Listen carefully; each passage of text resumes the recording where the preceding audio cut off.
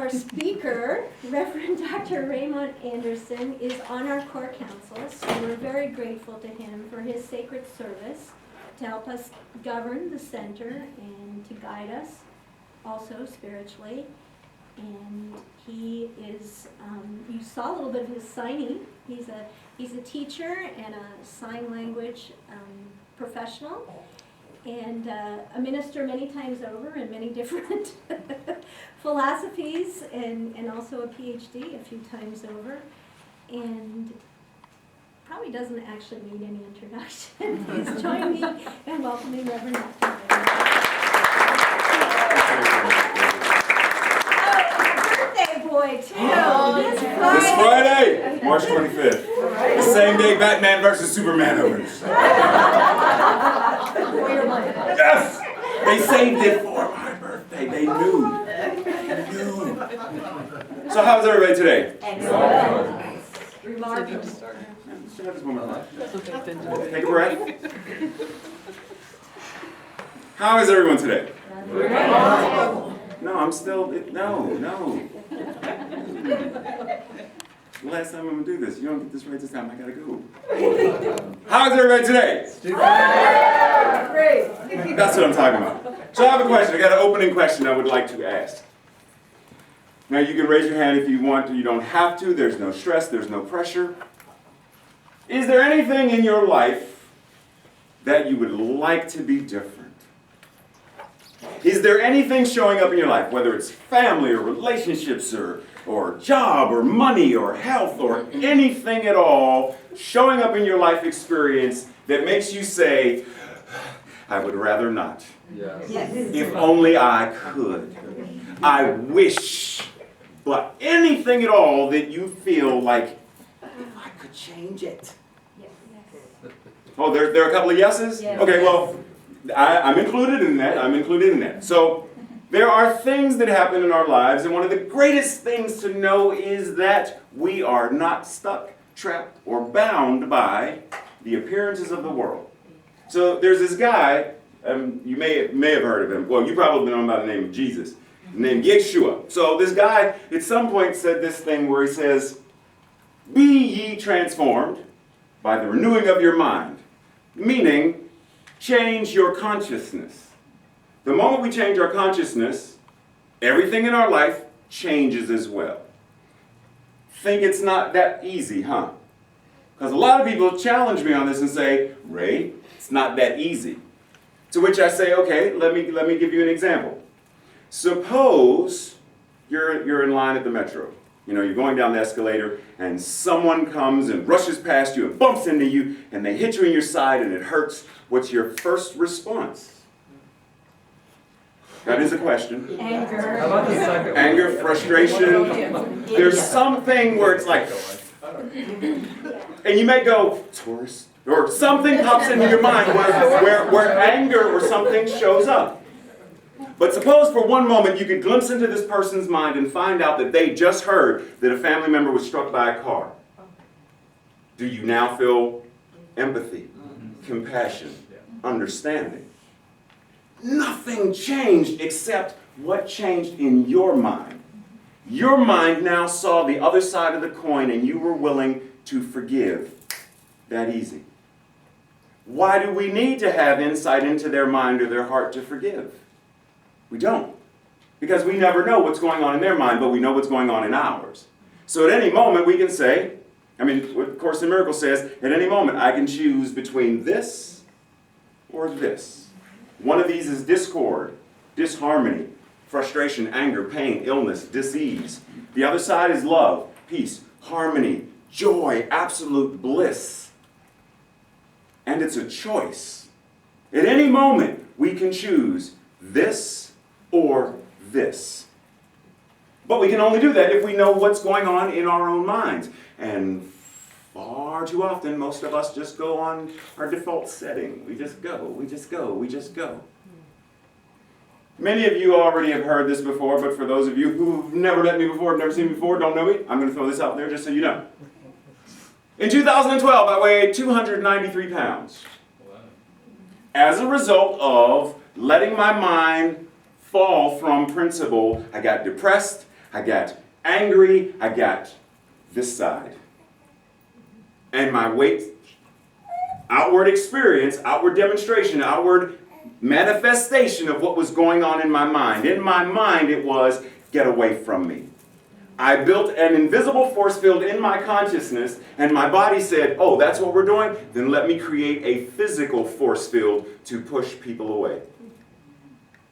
And something happened. I went to my doctor, and my doctor said, Ray, I know you do this martial art thing. I know you meditate and you got this, and I don't like giving medication, but your blood pressure is way up here and your cholesterol is way up here, and I'm ready to pull out my prescription pad right now because I'm scared for you. Because I'm afraid that if I let you walk out this door, you're not coming back. But I'm going to give you 6 months to show me that you can do what you know how to do and make a difference. And I went home and had a moment where it was what we would used to say way back when I was a Baptist, it was a come to Jesus moment. I had to sit down and say, I'm not ready to die yet.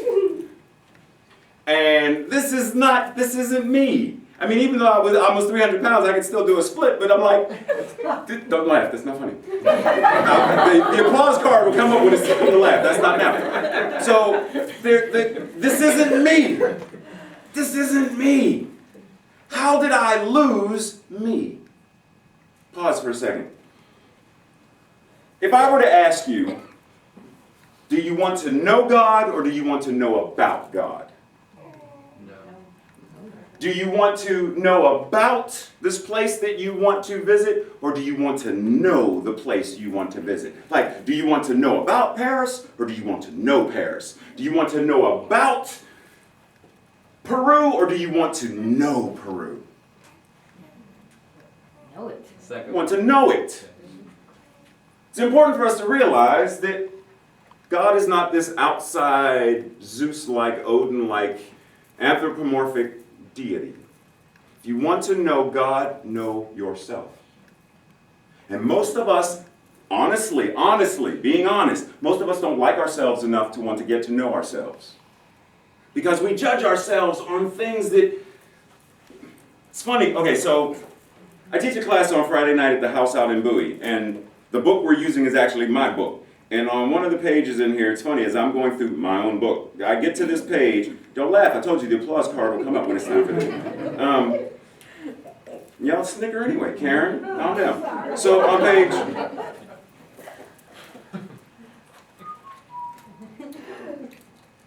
because I'm going to make sure I read it right. On page 162, I give this list of things that we say. I'm too old, I'm too fat, I'm too skinny, I don't have enough money, I'm too tall, I'm too short, I'm black, I'm gay, I'm female, I don't have a degree, I was raised in a single-parent household, my parents are drug addicts or alcoholics, I was raped or molested, politicians are crooked and the president lied, etc. And we give a long litany of things about why we can't, why we don't, why we shouldn't, why we stay in this nice, neat little comfort zone of a box. And if you really think about it, and what we say in our principles here, God is all there is. If God is all there is, then you're it. You're it, you're it, you're it. We're all it. Can't be otherwise. But do we see ourselves as divine? Do we see ourselves or speak about ourselves as divine? Because if we really did, the only thing we would be able to have in our consciousness about ourselves is love and compassion and peace. But the moment we wake up and look in the mirror, it's like, oh, I got another gray hair. You're basically dismissing the divine in you. Because if the divine said, today, we're going to show up with a gray hair, it should be, I'm grateful for this gray hair. Because it doesn't have to be here. It could be something else. So I'm grateful for it. I'm grateful for whatever shows up, even when I don't like it. I'm grateful for it because it's showing up for a reason. When we get to this place of surrender and we can open up to all experiences, what we call the good, the bad, the ugly, we open up to all of it, then we experience the fullness of life. How many people have ever been introduced to a new meal? from a new country that you're not familiar with, and you look at, what is that? You immediately shut it down. You have no idea what it's going to taste like. What is that? What is that? And we shut it down. But then someone says, just try it. Just taste it. You're like, but what is it? I'm not telling you, just taste it. Oh, this is good. But we shut down the opportunity to expand because we're not familiar, because we don't know. There's a whole bunch of stuff on the face of this globe that we don't know. And the moment we shut down to any of it is the moment we open up to the possibility of terrorism. Because think about for a second. Hurt people hurt people. For them to do what they're doing, they have to be extremely hurt. Somewhere in their life, they were hurt. If we continue to push hate towards them, what did Reverend Alex say? In the quantum field of all there is no time or space. So the hate that I feel towards anything or anyone is putting more hate into the quantum field. And I mean towards anyone or anything. It doesn't have to be specifically, my mom said this or my father did this and I hate them. Does hate come out of your mouth about, I hate that show. I hate the Kardashians. I hate Donald Trump. Does it ever I hate the Republicans. I hate the Democrats. I hate. Does it come out of your mouth in any way, shape, or form? Because if it's coming out of your mouth, then it's in your mind. If the word hate is coming out of your mouth, then the concept of hate has to be in your consciousness. Why would you want the concept of hate in your garden? Hate is a weed that chokes out the life of everything else in your garden. Your plants can't grow, you cannot be nourished by the tomatoes, the potatoes, the carrots, anything else in your garden if the weeds are choking out the nourishment of everything else. Why let the weed of hate, discord, disease, choke out the nourishment of everything else in your life? Because we forget. It's as easy as that. Reverend Alex already said it. This is a practice. It's a practice. It's not a ta-da. Think about it this way. I've been telling people this recently. Everyone comes to a center for one of two reasons, basically. Technically there's four, but I'm going to start with two. You either come here, let me rephrase my question. Anyone in here ever had physical therapy? Are you still going through, if you feel like sharing, are you still going through physical therapy, or did you reach the point of my physical therapy is now done? Still going through, or done? Who goes through physical therapy for an extended, so Ray, how long have you been going to physical therapy? Oh, about 27 years now. The purpose of physical therapy is it not for a short amount of time to get you back on your feet so you can do what you need to do. There's an amazing movie called Regarding Henry, starring Harrison Ford. Anybody saw it? He gets shot in the head, and he has to go through physical therapy, learn how to walk again, talk again, live again. And at one point, he gets addicted to physical therapy because it's comfortable. But the purpose of physical therapy is short-term. Get on your feet, get walking again. It is not meant to be long-term. So, we either come here because we're broken in some form, shape, or fashion. Something's going on in us that we need the healing of physical therapy. But at some point, physical therapy needs to end. And we go to the gym to maintain our fitness. So either you're here for physical therapy or you're here to maintain your fitness. Right? That's the basic premise. When you're learning the principles, you're learning the foundations, you're just getting used to, it's my first time here, what does CSL stand for? I don't really know. Who's Ernest Holmes? What is this? What's the name of the magazine? Science of Mind? I'm not familiar. Physical therapy, because you're just getting introduced to it. But once you know, and you ask somebody, so Diamond, what is, and she says, oh, it's boom, and she explains it. She knows it's gym. Because now it's maintaining one's fitness. But at some point, after having maintained your fitness for a long period of time, you say, I want to be a physical therapist. I want to be a personal trainer. And then you learn how to be that. So you're either here for one of these four reasons. You're here for physical therapy. You're here to be a physical therapist. You're here to maintain your fitness, or you're here to help others get to their level of fitness, in consciousness, in mind, in heart, in spirit, in soul. It's one of those things. Now, we each have to determine that for ourselves. But once you know this, it's important to say, I know that I'm in the gym phase. If I'm not going to go to the gym and do what my personal trainer says, Sylvia, if you were my personal trainer and you told me to, get on the treadmill and do 30 minutes, right? And you walk away for a moment to go get me a green smoothie, and I'm supposed to be on the treadmill, and you walk away, and when you come back around the corner, you see me doing this. What do you say to me? Get your behind back on the treadmill. She knows what I say. See, so, and that was the polite version. But it's like, look, listen here. You are here to maintain your fitness. Get on the treadmill and do the work.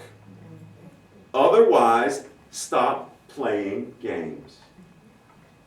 That's the challenge. Because if we're really going to do this, then we have to get to a point of, I'm serious about this.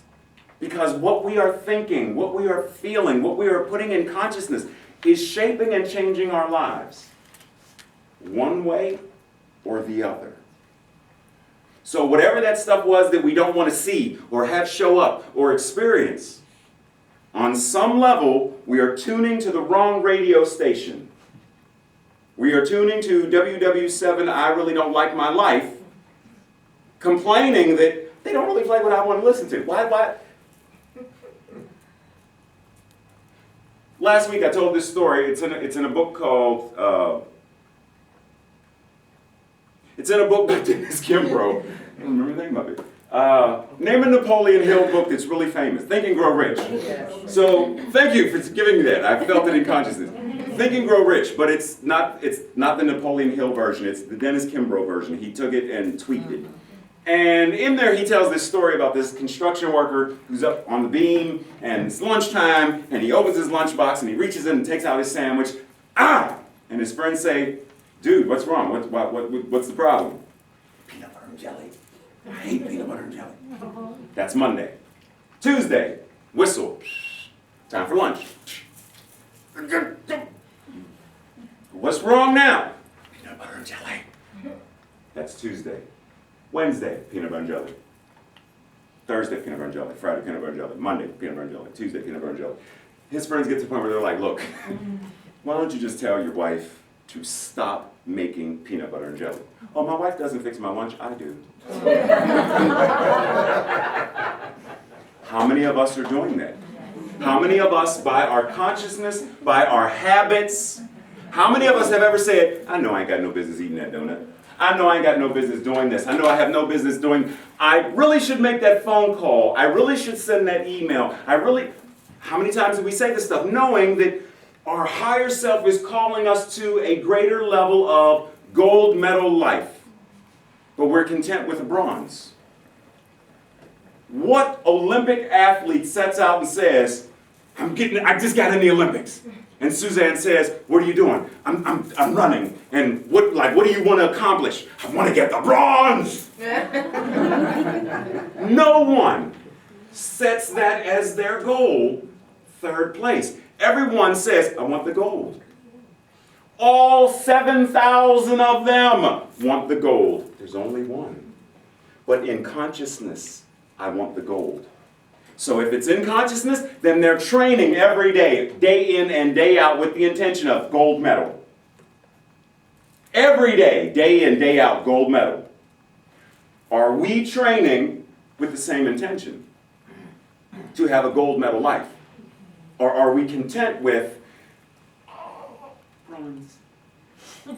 Are we okay with all of this stuff that's showing up in our lives? Relationships that aren't working. Friendships that aren't working. Body temple that isn't working. Oh, no, the devil is a liar. I don't like those numbers. Like, are we struggling with and accepting all of this stuff that we really, really, really, really don't want? But we accept it. Because we don't know how to change it. But I'm telling you, you do know how to change it. Because if you think, you can change it.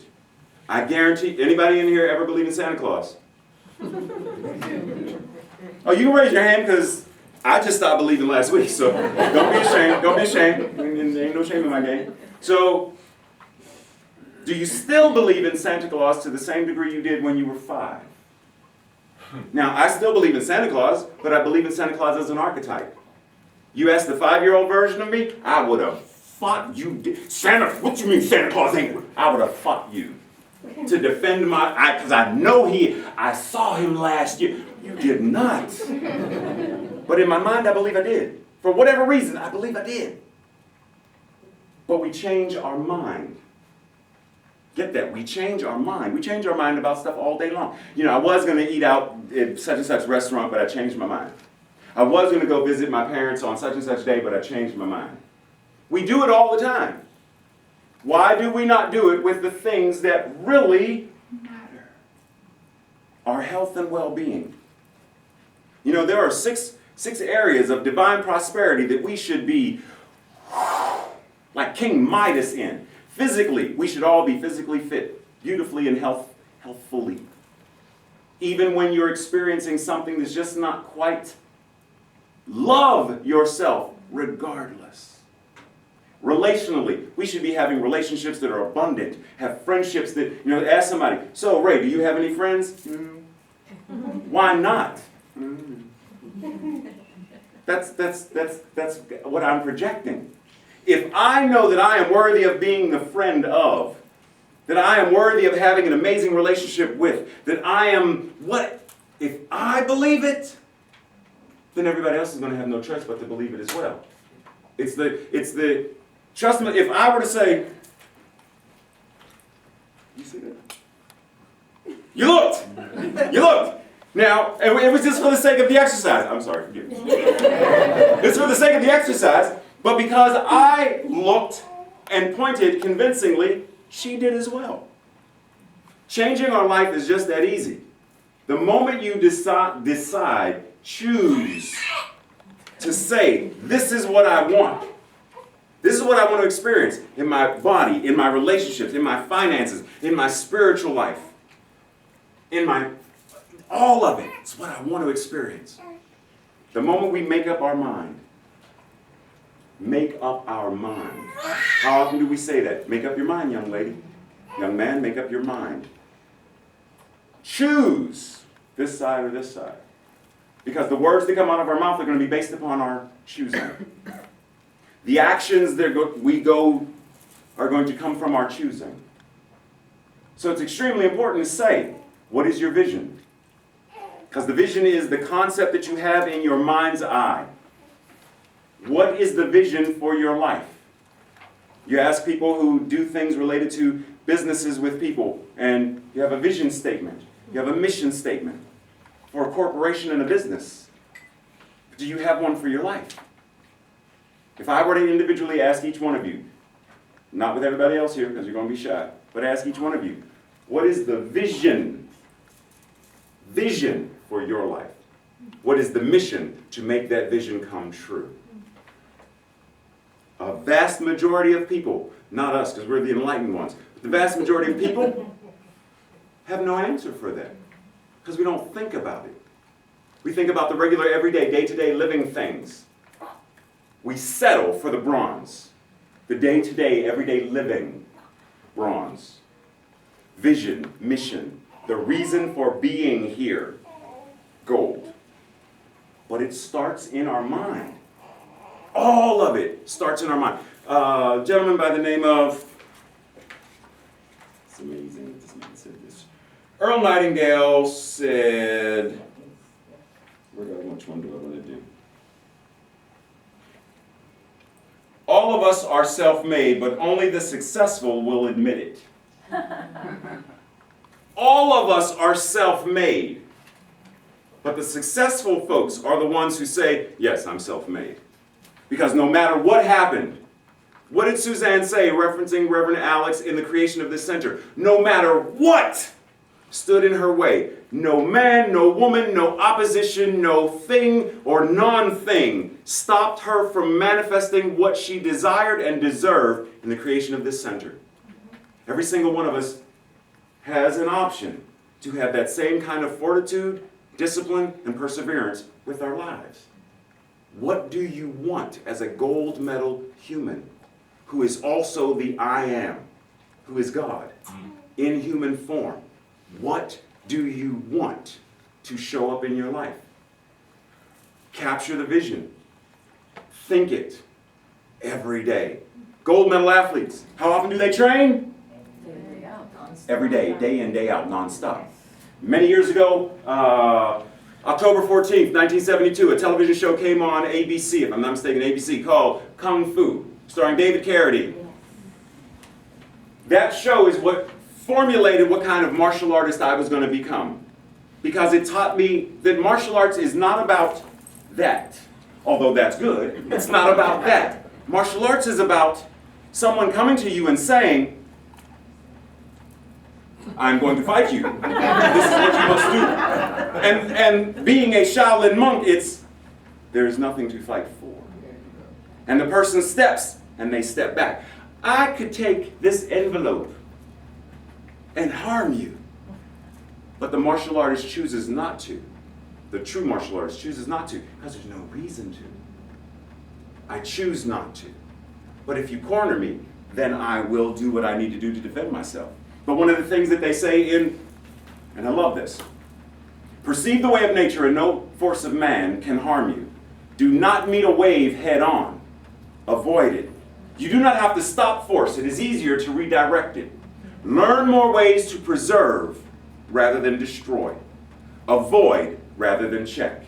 Check rather than hurt. Hurt rather than maim. And maim rather than kill. For all life is precious, nor can any be replaced. Why do I still know that quote? It's ingrained in my consciousness. It informed the kind of martial artist I became, how I practiced martial arts. Martial arts became a way of life. Is your vision, your mission, your purpose, your spirituality, is it your way of life? Because if it is, then you're training to be a gold medal individual, as God on earth, the Word made flesh. If you're not, then you're aiming for silver or bronze. Can I just have a coffee and a donut? Somewhere in there, that's the spectrum. So I challenge you, starting today, get mindful. Really start thinking about the quality of your thoughts. What goes through your mind? So many things flipped. Start focusing. What's in my mind? What do I want to be in my mind? And do I need to change my mind in order to manifest and demonstrate what I desire in my life? Is that thought healthy for me? If it's not healthy for me, it sure as heck isn't healthy for Terry. Because whatever I'm thinking is going to manifest and affect everybody else. So is this healthy for me? Do I want to ingest this and then live that life? If not, change it. We all have the power to change our mind and the quality of our lives. So if we're ready, let's ground this, if I may. And let's get still and simply allow ourselves to breathe, knowing that there is only one power, one presence, called by many names: God, love, the universe, the one mind, the thing itself. It is all there is. And knowing that it is all there is, then it must be who and what I am. And if it is true for me, then it is true for everyone in this room, everyone in this building, everyone in this city, everyone on this planet and beyond. God is all there is. God is a circle whose circumference is nowhere and whose center is everywhere. And knowing that God is all there is, I know that the illusion of the appearance, discord, disharmony, dis-ease, while it is an external experience, it is not the truth. The truth of our being is wholeness and perfection and completeness. Not only are we loving, but we are love itself, because that's what God is. So I know that every thought I think and every word that I speak with every breath that is breathed through me, it is God showing up. God living this life. God meeting God in this life experience. So I know that as I change my thoughts, the quality, the external experience, appearance, and effect of my life must mirror my mental equivalent. So I raise my mental equivalent. I raise the bar, knowing that as I think higher, my life will be higher. And this truth is the truth for myself and the truth for all of us. To the degree that I desire and deserve what is mine as an heir to all of magnificence, it will show up. It is said in the Science of Mind magazine and Science of Mind book that we believe that heaven is within, and that we will experience this heaven that is within to the degree that our consciousness becomes aware of it. So I know in this present moment that I am aware that I am experiencing, I am expressing heaven. My every step, my every word, my every thought. I know that everyone who sees me and everyone who I see is seeing the face of God. Everyone that I hear and everyone who hears me is hearing the voice of God. Everyone that I touch and everyone who touches me is touching the hand of God. It can be no other way. So with gratitude, I know that these words are true. They are full. They are complete. So I release these words knowing that before my mouth even moved to speak them, it was already planted. It was already so. It was already done. And together we say, and so it is. So,